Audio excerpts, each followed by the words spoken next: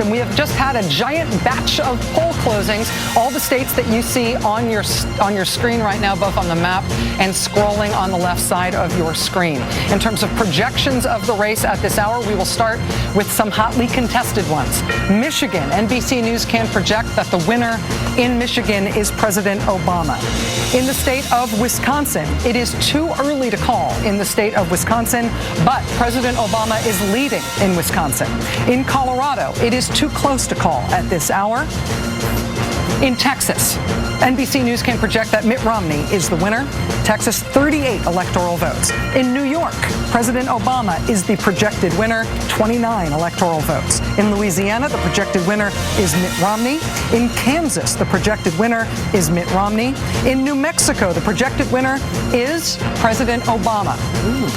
In Nebraska, Mitt Romney is projected as the winner of the overall state of Nebraska. But Nebraska is the other state besides Maine that awards its electoral votes based on congressional district. And so what this means is that 4 of the 5 electoral votes in Nebraska are being awarded to Mitt Romney. We are not making a characterization of the 2nd congressional district in Nebraska. So only 4 of the 5 electoral votes are spoken for here in awarding this state to Mitt Romney. He's the projected winner in Nebraska. Moving on to North Dakota. In North Dakota, the projected winner is Mitt Romney. In South Dakota, the projected winner is Mitt Romney. In the great state of Wyoming, no great suspense here, the projected winner is Mitt Romney.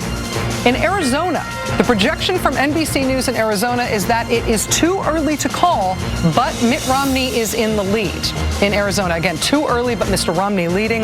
In Minnesota, the characterization of NBC News is that this is also too early to call, but in this case, President Obama is in the lead in Minnesota. Recapping some of our earlier poll closings where we have calls or projections.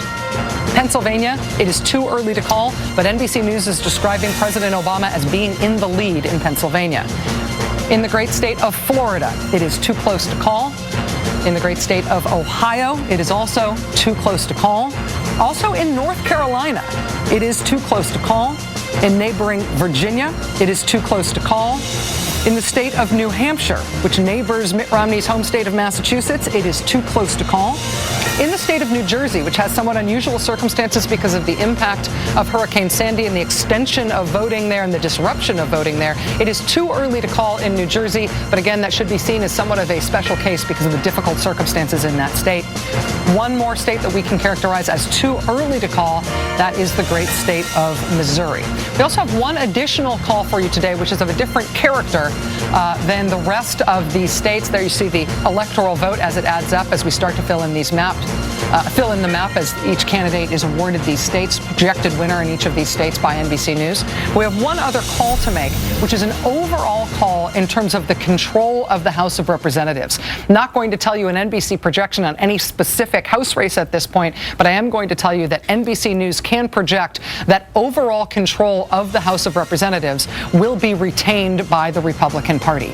Again, that's an overall numerical projection in terms of who will be in control of the House. We will be looking at another term, if all stays the same on Republican leadership, of House Speaker John Boehner. Republican control in the House of Representatives. Looking at those results, obviously in terms of the presidential race, you guys, the big news here is that Michigan goes for President Obama. Wisconsin, too early to call, but with an Obama lead. Colorado, just plain too close to call. Lawrence O'Donnell looking at Wisconsin too early with an Obama lead. We're getting indications that in some of the counties in Wisconsin, the lines now are very long, and they've actually run out of ballots, Ed, in Racine, according to one report that I've read. So what does that do? If they're going to have to do some last-minute ballot supply to get in that county? Well, I don't know. I don't know exactly what they're going to do if they run out of ballots. I don't know. Can they print them? Can they print makeshift ballots quickly? They've never had this problem before in Wisconsin that I understand, but that would be a good sign for the president, and that's a county that's going to run out of ballots. That is a great county for the president, a great area for the president. All along there, that's kind of the Rust Belt of the state. That would be very good. And so Racine not having enough ballots means very good for the Democrats. Colorado in 2008 went for President Obama by 9 points. Right now, Colorado is described as too close to call. Chris? Well, I'm looking at the pattern, Rachel. I keep coming across these every state that the president was expected to carry, he's doing at least not losing. It's either too early to call and he's leading, or he's already been declared the winner. That includes New Mexico, which is definitely already called here, and all the states that have been called swing states from day one, like from months ago, are still in contest right now. So it's basically, to me, again, it sounds boring, but our polling's been really good. Yeah. I mean, but nobody wants to hear this. Polls are good. And they've proven themselves again tonight so far that what we saw months ago as where this election would be decided, it is yet to be decided. And that's why I think it's wonderful that you keep saying to people, whoever they are, stay in line. Yeah. Because they are the ones who are going to decide this election. The people in line right now. Virginia, by the way, where it's supposed to close at 7, there are people still in line in Virginia. They ought to be. They're saying it may not close still for a while. You look at the places that are too close to call: Florida, Ohio, North Carolina, Virginia, New Hampshire, and Colorado, all too close to call at this point. If you are in line in those states and you got there before poll closing times, you have to stay in line. They have to let you vote. Do not let the fact that we are telling you that polls are closed there mean that you leave. If you got there before the polls were closed, they will have to count your vote, and it is too close to call in your state. If you needed any more reason to be there, no matter who you are voting for, this is not the time to give up. And it's a good argument tonight, because nothing's going to be decided tonight till it's all decided. There's no way to pick a winner tonight till we've got all the states in, it seems to me, the way, including New Jersey, which will be later delayed. But I'll tell you, we always say this: one vote matters. Well, I need to interrupt you actually for a second. You just mentioned New Jersey. I'm sorry. Okay, I'll only go for interrupt it. you for a call, but we do actually have a call to make in the state of New Jersey. New Jersey is seen as sort of a special case tonight because of the difficulty with Hurricane Sandy, but NBC News is projecting that President Obama has won in New Jersey. We can also make a call also in New Jersey in terms of the Senate race in New Jersey.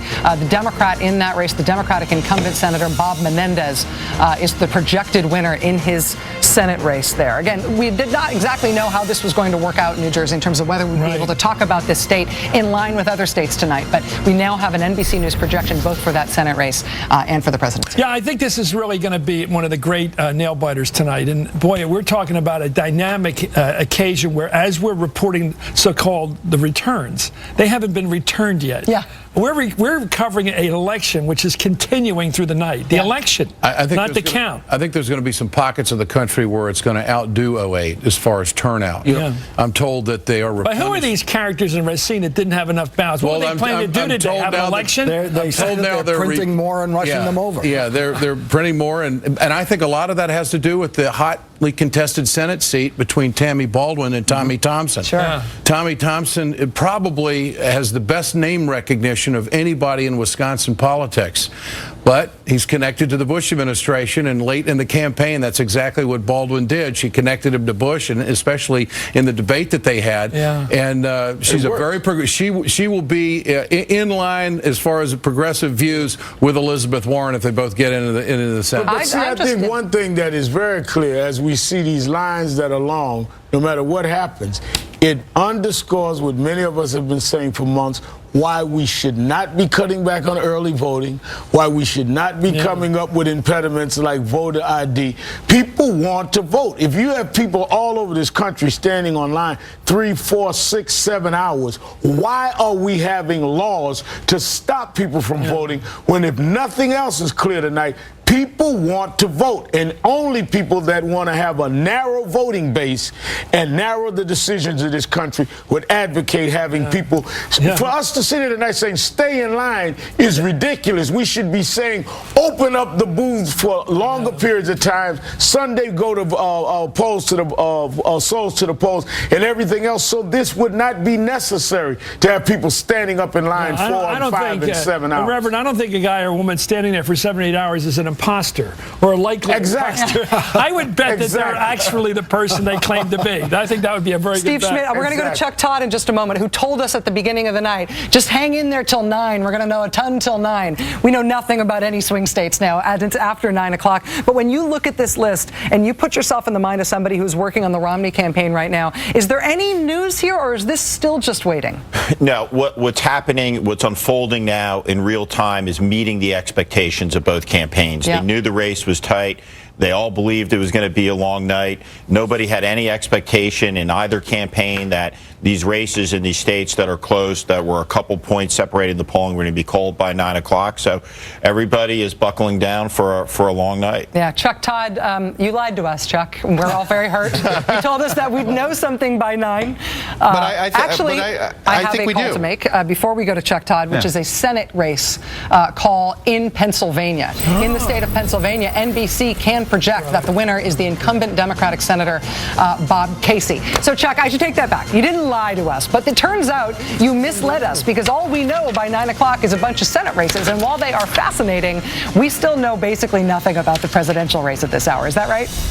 Except, I think, the fact that the South is not called. The Southern battlegrounds are not called. That matters. I think one of the lessons we're learning is, boy, there is a big demographic story to be told here that you're seeing. That's what is keeping the Florida race so close. President perhaps doing better with Hispanics this time than he did 4 years ago. When we see all the raw vote in, we'll find that for sure. But I think the fact that, the Southern races aren't called, that isn't what Boston wanted to have by 9 o'clock. So that, they can feel good that Ohio and Pennsylvania haven't been called either, but we do know Pennsylvania that the president is leading. We just want to get more information there. And I tell you, some of the little things in Ohio that I'm hearing, our own John Yang, he's in Hamilton County. I've told you that's the big county we want to watch. It was a Bush County in 04 and Obama County in 08. Now, we don't have a lot of raw vote in yet. We have a little bit, and I want to show you a little bit of it here. But as John Yang was telling us, in the early vote, and that's what this is now. Okay, we got it. This is all early vote that is in Hamilton County, and the president had a big margin, 16,000 vote margin there. That's a big deal. That's more. The Republicans did not expect the president to be able to essentially duplicate what he did 4 years ago, and he did. Now, again, we don't have the election day vote in, but that's what that says. It's so far what the Obama campaign said they were going to do with early vote, and what they said they were going to be able to do with the demographic makeup of this electorate in Florida, of this electorate in Virginia. When I'm watching these raw votes coming in, it looks like it is what they thought this electorate was going to look like so far, Rachel. Chuck, in terms of looking at the Senate races, we do not want to extrapolate too much from Senate races toward the presidential race, but we did see Bob Casey's race just get called in Pennsylvania. Bob Casey, the incumbent Democrat there. That turned out to be a tough race. There was a ton of money against him. Tom Smith is Republican opponent there, but Bob Casey has pulled it out. Also see Bill Nelson pulling it out in Florida. That's right. We've got too early to call in Missouri, which is Claire McCaskill versus Todd Akin. And maybe that one's just too weird because Todd Akin is too much of a special case. But Missouri isn't called yet either. And do those Senate dynamics tell you anything about what to expect in those states? Well, it does in Pennsylvania. I think there's Pennsylvania, because it was late onto the battleground as far as the presidential was concerned. I think, and I brought up our Senate map here, by the way, just to show, because a lot of straight ticket voting in Pennsylvania, and that's what we expect. So it doesn't surprise me there. By the way, another clue perhaps to what's going on in New Hampshire is the fact that they just elected a Democratic governor in that open seat there. That we know that the governor's race, it was very close in the presidential race, we're hugging each other a little bit there too. So that's add that to your clues, not just on the Senate ones, on the governor's ones. One thing about Missouri to keep an eye on, by the way, on that Senate race, there's going to be a lot of drop-off vote. Meaning, think of it as this way: moderate Republicans in the St. Louis suburbs, Kansas City suburbs, who are, I would call them Jim Talent Republicans, who may just say, I can't vote for Akin, but I'm not going to cast a vote for McCaskill. I'll vote in the presidential and skip the race. This happened, by the way, Al Franken. The reason his race in 2008 was so close, a lot of Democrats voted for the president and skipped the race. There was something like more than 200,000 vote drop-off in the total vote in the presidential in Minnesota in 2008 and that Senate race. I suspect we're going to see a six-figure drop-off in there, and that could keep it tighter, because those are voters that, if they were forced to choose, may have been telling pollsters McCaskill, and they may have said, you know what, I'm not voting in that race. And that could keep that tight there. But I do get something out of the fact that now, we expect Nelson, how much can he run any more than 2 or 3 points ahead of the president? So that is interesting to follow. It's a little clue, not a big clue. I mean, Nelson can win and Romney can win in Florida and all that jazz, but Chuck, it does tell you a little bit. Let me interrupt you here just for a moment. We have a big call to make in a big state.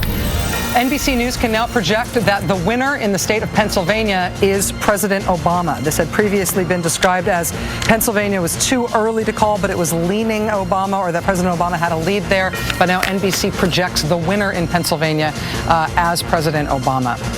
We're looking at the dynamics between the presidential race and some of these Senate races. And in terms of what just closed in 9 p.m., at 9 p.m., obviously the big swing states that just closed at 9 p.m. that we have an eye on for the presidency are Colorado, Wisconsin, and Michigan. Michigan going to the president. But Wisconsin also has a very, very hotly watched Senate race, which Ed Schultz was talking about a moment ago. Also, Arizona has a hotly watched Senate race. New Mexico, Nebraska, North Dakota, some of these states that may not be presidential battlegrounds, but boy, are they Senate battlegrounds. Let's go to Alex Wagner for more on that. Thanks, Rachel. A fluid and exciting situation in the upper chamber. Let's start first in North Dakota. Heidi Heitkamp in a very tight race with Rick Berg. This, of course, is a seat that's open due to Kent Conrad's retirement. If the Republicans pick it up, it would be a plus for them. Romney, of course, is the winner in the state. It'll be interesting to see if those dynamics down ballot reflect what happens on the top of the ticket.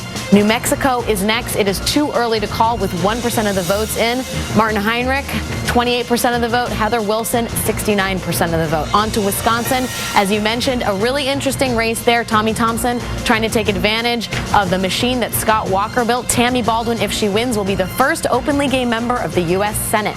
On to Texas. Ted Cruz, Tea Party darling, goes to the upper chamber. Will be interesting to see how that dynamic affects the usually deliberative upper chamber. And in New York, not a big surprise here. Kirsten Gillibrand is the projected winner. She, of course, is the Democrat and the incumbent. Over in Michigan, Debbie Stabenow holds on to her seat. Not a huge surprise here. She is the incumbent. On to Minnesota, where we have Amy Klobuchar is the projected winner. She, again, also the Democrat and the incumbent. Over to Wyoming. John Barrasso, the incumbent, holds on to his seat. He is the projected winner. Arizona, one of my favorite races this season. This is a close one. Too close to call. Jeff Flake, Richard Carmona. Jeff Flake trying to hold on to a seat that is open because of John Kyle's retirement. The Republicans have had this for 20 years nearly. If Richard Carmona gets it, it will be because the Latino electorate has grown in size in that state. And over in Nebraska, too close to call. Bob Kerrey. No. Deb Fischer. Bob Kerrey. Too early to call with just 4% of the vote in. Alex, thank you. A lot going on there, Rachel. Yes, there's a lot of words very close together, but it turns out they're very important words. I would also just note in the John Barrasso race, which we will never discuss again because it's John Barrasso being reelected in Wyoming, I will just say one thing about that before we move on.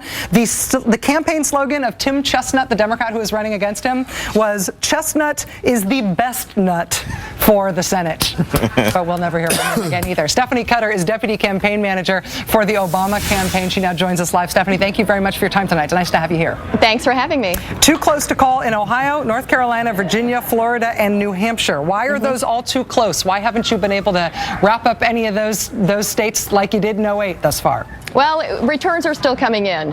In Ohio, we went into Election Day with a 200,000 vote margin. And in pretty important counties, and Hamilton County, we got 57% of the early vote. So we are confident we're going to win Ohio. We're still ahead there. We feel good about where we are. In Florida, remember the Romney campaign's bravado about where they were in Florida. They thought they put it away. We are competitive in Florida. We are doing well in Florida. We banked a bunch of early votes. People are still in line. We're happy about where we are. So, look, we just need to see the returns come in. They just called Pennsylvania, which you just missed a bunch of cheering here.